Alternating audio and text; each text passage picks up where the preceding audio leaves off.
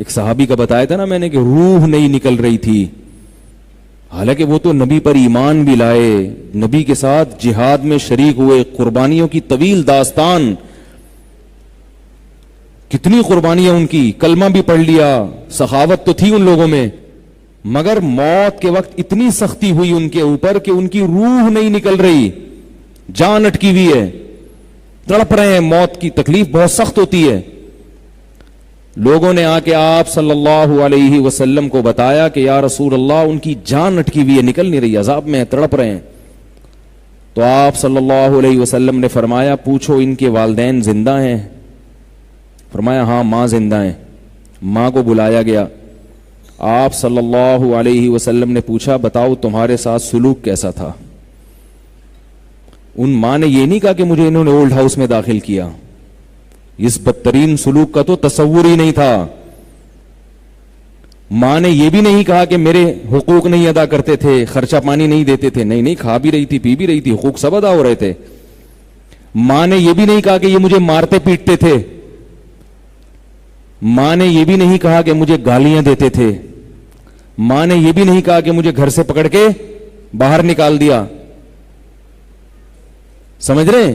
ماں نے صرف اتنی بات کی کہ جب سے شادی ہوئی تھی بیوی کو مجھ پہ ترجیح دیتے تھے، میں نے پالا پوسا جوان کیا، جب بیوی آ گئی تو توجہ ساری اس کی طرف، مجھے نظر انداز کر دیا۔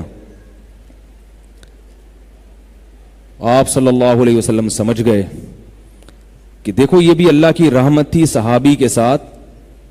آج بعض لوگ نا نوجوان لوگ بیٹھ کے صحابہ کرام پہ طنز کر رہے ہیں کہ انہوں نے یہ کیا، انہوں نے یہ کیا، انہوں نے یہ کیا، ریفری بنے ہوئے ہیں، ریفری۔ تو ان کو اپنی موت سے ڈرنا چاہیے۔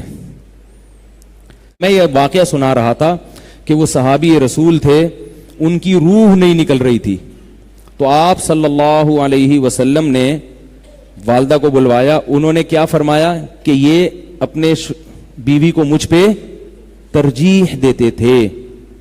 کیا کرتے تھے؟ یہ ترجیح دیتے تھے۔ تو آپ صلی اللہ علیہ وسلم نے ان کی والدہ سے کہا کہ ان کو معاف کر دو۔ انہوں نے کہا میں معاف نہیں کروں گی۔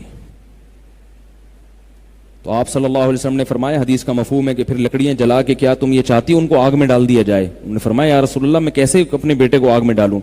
فرمایا دنیا کی آگ برداشت نہیں کر رہی، اپنے بیٹے کے لیے جہنم کی آگ برداشت ہے، تمہیں جہنم کی آگ برداشت ہے۔ تو ان صحابیہ نے عرض کیا، پھر انہوں نے معاف کر دیا۔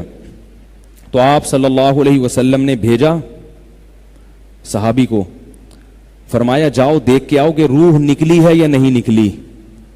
روح نکل گئی ہے تو اس کی علامت ہے کہ واقعی ماں نے دل سے معاف کر دیا ہے۔ جا کے دیکھا تو واقعی روح نکل چکی تھی۔ اب بتاؤ جو شریعت یہ برداشت نہیں کر رہی، اور دیکھو یہ صحابہ کے ساتھ اس لیے ایسا ہو گیا، بات یہاں سے شروع ہوئی تھی کہ صحابہ پہ طنز کر رہے ہیں، کہ اللہ کو صحابہ کرام سے چونکہ محبت تھی، اللہ نے آخرت کے عذاب سے بچانے کے لیے دنیا میں ہی تکلیف میں ڈال دیا تاکہ ان کی ماں معاف کرے۔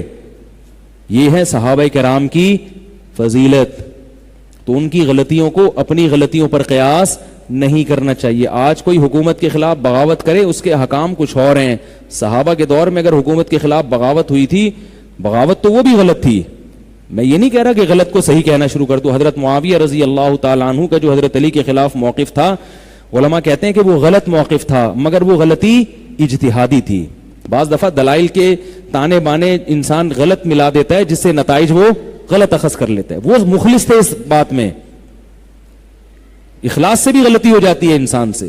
خیر، تو اللہ تعالیٰ نے ان کو مرنے سے پہلے مغفرت کا کیسا انتظام کیا کہ ان کی نیکیاں ہی نیکیاں، یہ والا گناہ ہے تو ابھی سزا دے دو۔ حدیث میں آتا ہے ان اللہ اذا احب قوما عجل له عقوبته فی الدنیا، اللہ جب کسی سے محبت کرتے ہیں دنیا میں سزا دے دیتے ہیں اس کی، تاکہ آخرت میں دھلا ہوا جائے وہ۔ اس لیے جو لوگ گناہ کر رہے ہیں اور دنیا میں بڑے مزے سے زندگی گزار رہے ہیں تو وہ مطمئن نہ ہوں، سمجھ لیں سارا آخرت کے لیے رکھا جا رہا ہے۔ دنیا میں پریشانیاں آنا یہ اللہ کی بہت بڑی رحمت ہے، بشرطے کہ صبر کی توفیق ملے۔ لیکن دعا یہی کرنی چاہیے اللہ ہم سب کو پریشانیوں سے بچائے اور اپنی رحمت سے ویسے ہی گناہ معاف کر دے۔